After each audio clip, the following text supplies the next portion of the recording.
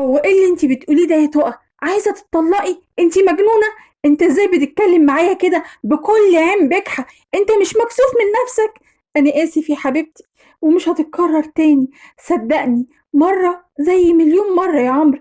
انا نفسي افهم بتخوني ليه؟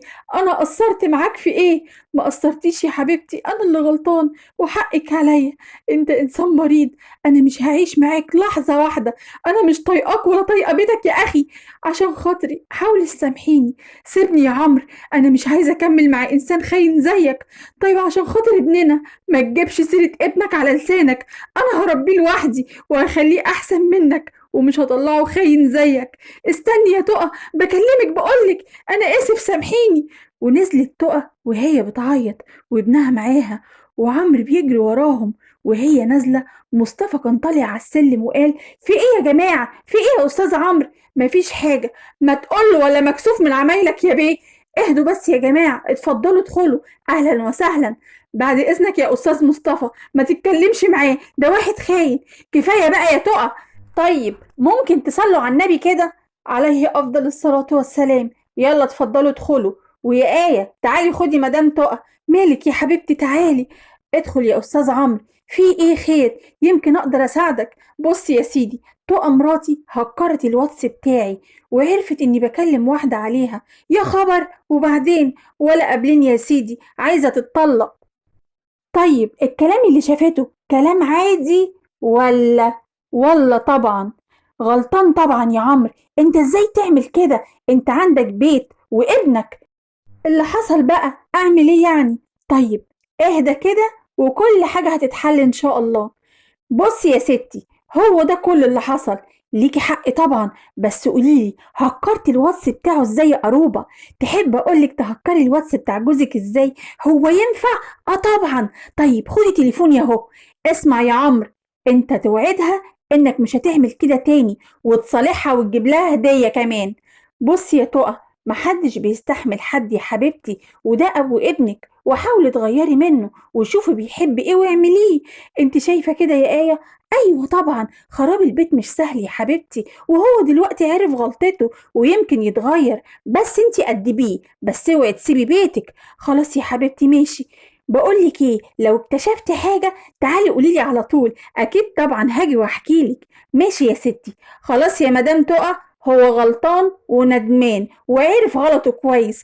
والله العظيم مش هتتكرر تاني. انا اسف يا تقى. ماشي يا عمرو، عشان خاطر استاذ مصطفى ومدام آية. طيب يلا بينا نطلع شقتنا بقى يا حبيبتي، وهعمل لك احلى مفاجأة النهارده. ماشي يا عمرو، يلا بينا. يلا مع السلامة، ربنا يهدي سركم يا رب. شكرا جدا يا استاذ مصطفى. يلا السلام عليكم. وعليكم السلام. وبعد يومين آية بدأت تراقب مصطفى وهو فاتح الواتساب، وكلمت بنت خالتها وقالت لها: ايوه يا بنتي انا براقبه اهو. يا بنتي اكبر غلط اللي انت بتعمليه ده. انت كده بتتجسسي على جوزك، وبعدين جوزك مش خاين، ده راجل محترم. ليه الشك بس؟ اسكتي انتي، ايش عرفك؟ ده اكيد بيخوني. ده انتي لو شفتي عمرو جارنا بيعامل مراته ازاي، تقولي على مراته واحدة ظالمة، وازاي تشكي فيه؟ اهو طلع بيكلم واحدة غيرها. مش كل الناس وحشة يا آية، اعقلي كده. نفرض مثلا بيكلم واحدة، هتعملي ايه؟ هي دي فيها كلام؟ هتطلق طبعا. وليه كده يا بنتي؟ انت بتجري على خراب بيتك عادي يعني، بتأكد بس فيها ايه؟ انت حرة يا آية، انت اللي هتخسري. طيب يلا اقفلي بقى، ورايا حاجات كتير. انا هقولك نصيحة واسمعيها مني. بدل ما تركزي مع جوزك، ركزي مع ابنك حمزة. كبر وبقى عنده 12 سنة، شوفيه بيعمل ايه وبيتكلم مع مين، وصاحبيه بدل من اللي انت بتعمليه ده. هشوف يا علا. يلا بقى سلام. ربنا يهديك يا آية. سلام. في بيت عمرو وتقى يعني مفيش أي حاجة جديدة يا آية؟ ولا أي حاجة، الحمد لله. أنا مراقبة على طول، كل كلامه مع أخوه أصحابه بس. طيب الحمد لله. استني كده ثواني أشوفه وإحنا قاعدين بيعمل إيه. وفعلا آية فتحت الواتساب بتاع جوزها، ولقيته بيكلم واحدة وبيقول لها: مش وقته، طيب لما اجي الشركة الصبح نبقى نتفاهم. يا لهوي، الحقيني يا تقى، ده طلع بيخوني. شفتي يا آية؟ جالك كلامي كلهم خاينين يا بنتي، ده انا هطلع عيني، انا لازم اتطلق. لا طبعا انت عبيطه، اوعي تخربي بيتك، انت اللي قلتي لي اقعدي في بيتك وما تتطلقيش.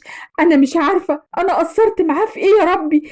يا حبيبتي مش شرط تبقي قصرتي، كلهم كده خاينين. صح عندك حق، كلهم خاينين. انا هوريه، بس اصبري بس عليا. ايه هتعملي ايه؟ هتواجهيه؟ لا طبعا هفضل اراقبه. وفي شقة مصطفى وآية، أعمل لك شاي يا حبيبي؟ لا يا حبيبتي تسلم إيديكي. طيب. وقعدت آية تراقب الواتساب، ولقت اللي بتكلم جوزها بتقوله: بقول لك ايه، انا جبت الحاجه زي ما قلت لي بالظبط، ها ناوي تعرف مراتك امتى؟ عشان انا زهقت. رد وقال: مش وقته، كله بميعاده. وبعدين انا عايزه اقول لها طبعا انا قلت الناس كتير، بس يا رب ما يوصلهاش الكلام. وآية سابت الموبايل وقالت لنفسها: بقى معقوله بعد السنين دي كلها جوزي يخوني وشكله كده متجوز عليا؟ يا ترى خايف يقول ان هو متجوز؟ ما هي باينه زي عين الشمس اهي، انا لازم اكسره زي ما كسرني. وتاني يوم صحيت آية ولقت مصطفى مرتبك وبيكتب على واتساب وبيقول: بقولك ايه، انا هحاول اخليها تروح اي مكان كده، وتعالي انتي على البيت على طول وهاتي الحاجه معاكي النهارده الساعه 7 المغرب، بس تكون خرجت من البيت. وردت عليه وقالت: طيب ربنا يستر وما تجيش قبل ما نخلص. ودخلت آية على مصطفى وقالت: صباح الخير يا مصطفى. صباح النور يا حبيبتي. ها قوليلي بقى، يومك النهارده عامل ازاي؟ مش عارفة. انت مش هتقعد مع اصحابك النهارده؟ لا مش قادر يا آية. بقولك ايه، ما تقولي لمامتك كده انك رايحة لها. فكرة برضو، بس انت يعني اول مرة تقولي اروح عند ماما، دايما انا اللي كنت بطلب منك. ها عادي يعني، اديني بقولك اهو، روح انتي وحمزة وغيروا جو كده وشوفي مامتك. حاضر يا مصطفى، هروح لماما. وفعلا لبست آية ونزلت هي وابنها وراحت لمامتها، وقالت لمامتها: بقولك ايه يا ماما، انا هروح اجيب شوية حاجات من واحدة صاحبتي وهاجي على طول. ماشي يا حبيبتي، بس ما تتأخريش عشان هاجي معاكو، اقعد يومين عندك. ماشي يا حبيبتي، تنوري الدنيا. وفعلا آية روحت البيت وفضلت واقفة على باب الشقة تتصنت، وسمعت صوت واحدة في الشقة وهي بتقول: بس كده كله تمام. ايه رأيك بقى؟ حلو قوي. انت ازاي كده؟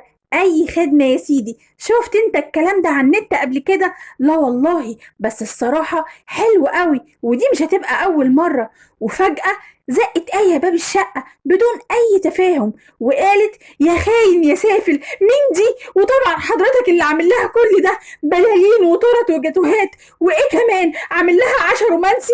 انت تطلقني يا خاين. هو انت غبية؟ ايه اللي انت بتقوليه ده؟ بقول لك ايه، طلقني يا سافل، وكمان جايب واحدة ست شقتي. وفجأة لقت آية سكان العمارة كلهم داخلين وفي ايديهم هدايا وبيقولوا: كل سنة وانت طيبة يا مدام آية. ايه ده؟ هو في ايه يا جماعة بالظبط؟ في ايه؟ النهارده عيد ميلادك يا بنتي، واستاذ مصطفى عازمنا كلنا. عرفتي في ايه يا غبيه يا شكاكه؟ امال مين دي؟ دي مدام صافي، مصممه ديكورات الاعياد والحفلات، وقلت اعمل لك مفاجاه عشان عيد ميلادك. بجد انا اسفه جدا لحضرتك، مش عارفه اقول لك ايه. تقولي ايه؟ انتي خليتي يبقى فيها كلام تاني، ربنا يهديكي. يلا سلام. وحضرتك لو في شغل تاني يا ريت ما تكلمنيش تاني. انتي كده قدام الناس كلها شكلك بقى وحش قوي، وهو ده عقابك يا آية عشان تبطلي التفكير الغبي ده. انا اسفة يا حبيبي. اسفة على ايه؟ انا حتى مامتك مكلمها وقايل لها وعامل لها مفاجأة وقلت لها تيجي معاكو. طيب معلش، انا اسفة، انا غلطانة. ماشي يا آية. وعدى اليوم وآية عرفت غلطتها، وبعد أيام وآية داخلة أوضة حمزة سمعته وهو بيقول: الحقوني بموت، حد ينقذني هنا. ابني حبيبي، مالك فيك ايه؟ ما تخافيش يا ماما، انا بلعب وبتكلم في المايك مع اصحابي، خضتني يا حمزة. وبعدين ايه اللي انت بتعمله ده؟ انت سايب مذاكرتك وبتلعب؟ معلش يا ماما، شوية كده وهقوم. ماشي، شوية صغيرين قبل ما بابا يجي وقبل ما يلاقيك بتلعب، وانا مش عايزة اسمع منه كلمتين بسببك يا حمزة. حاضر يا ماما، ممكن اطلب منك طلب؟ خير في ايه؟ انا عايز موبايل جديد. موبايل ايه؟ احنا لسه مغيرين الموبايل بتاعك السنة اللي فاتت. عشان خاطر يا ماما بقى، ذاكر الاول وبعدين نشوف الموضوع الموبايل ده. طيب هذاكر وتجيبي لي موبايل الشهر ده. هشوف ابوك. طيب شكرا جدا يا ست الكل، جيل اخر زمن. وفي شقة احمد وشاهندة، بقولك ايه يا شاهندة، ماما لما كانت هنا السلسلة بتاعتها وقعت، ما شفتهاش؟ لا ما شفتش حاجة يا أحمد. طيب يا حبيبتي لو لقيتيها شيليها لها. طيب ماشي. بقولك ايه، هي اختك كان قصدها ايه بكلمة ستات حرامية ومحدش يعرف عنهم حاجة؟ عادي يا حبيبتي، تلاقيها بتتكلم عادي. ماشي يا احمد، بس حاول تركز معاها بعد كده، وانت تعرف ان هي بتضرب الكلام من تحت لتحت. وفي شقة الحاج يحيى، يا بابا بقولك ايه، مراد كلمني بجد، هو كويس؟ ايوه يا بابا كويس قوي، وهيجي قريب كمان. يا حبيب قلبي يجي بألف سلامة، ده وحشني قوي. انا رايحه اجيب شويه حاجات للبيت يا بابا. ماشي يا حبيبتي، ربنا يرزقك بابن الحلال يا رب. يا بابا انا كبرت، تفتكر ممكن اتجوز؟ طبعا يا حبيبتي هتتجوزي واحد يستاهلك. يا بابا انا عندي 30 سنه. يا بنتي في بيتجوز اكبر منك، بلاش الكلام ده. حاضر يا بابا، انا نازله، عايز حاجه؟ شكرا يا حبيبتي. وفي شقه تقى وعمرو، بقول لك ايه يا عمرو، اعمل حسابك ماما جايه عندنا بكره. حماتي ربنا يستر، في مانع ولا ايه؟ لا طبعا يا حبيبتي، تنور في اي وقت. مالك متضايق كده ليه؟ انت عارف لو ضايقتها يا عمرو، يعني انت مش بتشوفي هي بتعمل معايا ايه؟ دي شويه شويه وهتضربني. من عمايلك عايزها تعاملك ازاي؟ ما انت مضايق بنتها على طول. ربنا على الظالم. بتقول حاجه يا عمرو؟ لا ولا حاجه، بقول ربنا يخليها يا حبيبتي. اه بحسب. وفي شقة حمادة وأماني، بقولك ايه، مفيش مروح في أي حتة، وكفاية سفر بقى. احنا في أجازة يا حمادة، أنا عايزة أسافر أنا والبنت. أنت ليه كده؟ انتم في أجازة لكن أنا لأ. يا ستي قدري بقى، مش شرط تيجي معانا يا حمادة، احنا هنروح لوحدينا. ازاي يعني؟ ومين هيهتم بيا وحضرتك مقضيها فسح وسفر؟ انا زهقت بقى. تعالي هنا، انت بتقولي زهقتي، انا اللي قرفت منك وزهقت منك. وفي شقة مصطفى وآية، السلام عليكم. وعليكم السلام يا حبيبي. باركيلي يا حبيبتي، انا النهارده جات لي عموله من صفقه ب200,000 جنيه. مبروك يا حبيبي، ربنا يكرمك كمان وكمان. يا رب يا حبيبتي. انا حولتهم لحسابي في البنك، صح كده؟ محدش عارف بكره فيه ايه. انت اللي بتقولي كده يا آية؟ امال المصاريف اللي انت بتطلبيها دي كلها ليه؟ ولا ناسية ال200,000 جنيه بتوع الشهر اللي فات؟ تصدق انا فعلا غلطانة، دول عشان عضوية النادي لينا. ماشي يا ستي. هو حمزة بيذاكر؟ ايوه طبعا، ده ما بيشيلش عينه من الكتاب. ربنا معاه يا رب. يا رب يا حبيبي. ايدك بقى على مرتب الشغالة. ماشي يا ست اتفضلي. وبعد ساعة حمزة بيتكلم في التليفون وبيقول: ايوه يا لؤي، ايه بس الحاجات اللي مش بتفتح عندي في اللعبة دي؟ معقولة؟ انت بتفتحها ازاي؟ عادي يعني، فتحت معايا من موبايل اخويا. طيب اخوك بيعمل ايه عشان تفتح معاه؟ مش عارف، تقريبا هو بياخد باسورد بتاع الفيزا وبيكتبه وبيلعب على طول. طيب بصي كده، انا هجرب اخد الفيزا بتاعت بابا وادخلها في اللعبة. ماشي. انت بتكلم مين يا حمزة؟ بكلم لؤي صاحبي يا ماما. وانا بقولك سيب الزفت ده وذاكر، ابوك بره. حاضر حاضر.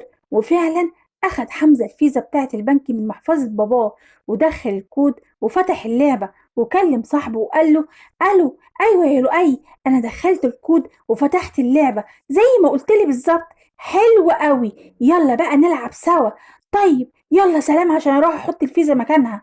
وبعد اسبوع مصطفى راح البنك عشان يحط فلوس في حسابه، وقال: لو سمحت، عايز اضيف المبلغ ده في حسابي. تمام يا فندم. وفي الوقت ده مصطفى لاحظ ان حسابه في البنك مسحوب منه 150,000 جنيه، وقال للموظف: لو سمحت يا أستاذ، في غلط في حسابي، ناقص منه 150,000 جنيه. لا يا فندم، دول مسحوبين بالفيزا من أسبوع. إزاي حضرتك؟ أنا ما خدتش حاجة. راجع نفسك يا فندم، هو قدامي حضرتك مسحوب الفلوس دي من أسبوع لحساب اللعبة اسمها بابجي. شكرا يا فندم. وخرج مصطفى من البنك وهو هيتجنن، وجري على البيت وقعد يزعق ويقول: يا آية، انت فين يا آية؟ في ايه يا مصطفى، مالك بتزعق ليه كده؟ بزعق ليه؟ انا مسحوب من حسابي 150,000 جنيه، راحوا فين يا هانم؟ ايه ده؟ انت بتسرقني يا مصطفى؟ انا بقولك اتسحبوا ازاي، وايه لعبة بابجي دي؟ مش عارفة، اسأل حمزة. يا حمزة، انت يا بيه؟ ايوه يا بابا. انت بتسرقني يا حمزة؟ لا والله يا بابا، انا اخدت من حسابك 150 جنيه بس. انت جاهل، انت مش عارف تفرق بين ال150 جنيه وال150,000 جنيه. شفت تربيتك يا هانم؟ اعمل ايه فيكو؟ منكم لله. ازاي يا ابني تعمل كده؟ ما جيتش ليه تطلب مننا من غير ما تاخد الفيزا من ورانا؟ بقولك ايه يا آية، انت بتدفعي للشغالة كام في الشهر؟ بدفع 6000 جنيه يا مصطفى. تمام قوي، من النهارده مفيش شغالة، وانت بعد مذاكرتك هتعمل كل حاجة في البيت بدل الشغالة، والموبايل هيتسحب منك هو واللابتوب. واقول لك كمان على المفاجأة، مفيش نادي ولا حتى سفر السنة دي. وانا لو عرفت يا هانم انك كسرت كلامي هتاخدي ابنك وتروحي على امك على طول. حقك عليا يا حبيبي، احنا اسفين، بالله عليك ما تزعل نفسك. الغلطة غلطتك يا هانم، انت اللي دلعتي واستهترتي وادي النتيجة. اسفة والله، حقك عليا. انا اسف يا بابا، ممكن تسيب لي الموبايل؟ انسى، مفيش موبايلات من النهاردة. الخلاصة، حافظوا على ولادكم وبلاش استهتار، وراقبوا كل تصرفاتهم وصاحبوهم وبلاش تغفلوا عنهم. الأولاد نعمة من عند ربنا هنتسأل عليهم، وبلاش الدلع اللي يودي في داهية. وفي شقة عمرو وتقى، بس يا ستي هو ده كل اللي حصل، وقعد يزعق وقلب الدنيا عليا. انتي غريبة قوي يا اماني، ما هو طبيعي يا اماني يعمل كده. انتي مش شايفة نفسك يا حبيبتي؟ انتي مش بتقعدي في بيتك خالص. هقعد ليه؟ حمادة بيزعق طول الوقت وبيضرب وبيكسر، حقيقي انا زهقت منه يا تقى. طيب يا حبيبتي اتكلمي معاه بالراحة، انتي عارفة جوزك عصبي، ربنا يسهل بقى. انتي عاملة ايه واخبارك ايه؟ الحمد لله يا حبيبتي. يعني انت بجد عايز تشوف صوري؟ احنا بقالنا شهر بنتكلم بس. لازم نعرف بعض اكتر يا حبيبتي، ما تنسيش ان انا مسافر ولما اجي اخطبك على طول، ولازم طبعا اشوف خطيبتي. خلاص ماشي، هبعتلك بس لمسحهم على طول. حاضر، يلا بقى ابعتي. وفعلا رؤية بعتت صورها كلها وقال لها: ايه ده؟ ده انت زي القمر، انا هاجي اخطبك اول اجازة ليا على طول. بجد ربنا يخليك ليا يا رب. ورؤية قعدت تسمع منه أحلى كلام، لأنها كانت محرومة منه. وبعد شهر: ازيك يا حلوة؟ أنا عايزة أعرف أنت عايز مني إيه بقى؟ في إيه ده كله؟ كل ده عشان طلبت منك تيجي عندي الشقة نقضي وقت مع بعض. انت واحد قليل الأدب، أنا مش عايزة أعرفك تاني. انت طلعت أكبر كداب، وعايش في مصر وعشمتني بالجواز، حرام عليك. طيب اسمعي بقى يا حلوة، لو ما جيتيش بكرة الشقة بتاعتي هرفع كل صورك الحلوة دي على كل المواقع والفيسبوك كمان. ها قلت ايه؟ يا لهوي، حرام عليك. ولحد هنا استنوني في الحلقة الثالثة من مسلسل جيران الهنا، والسلام عليكم ورحمة الله.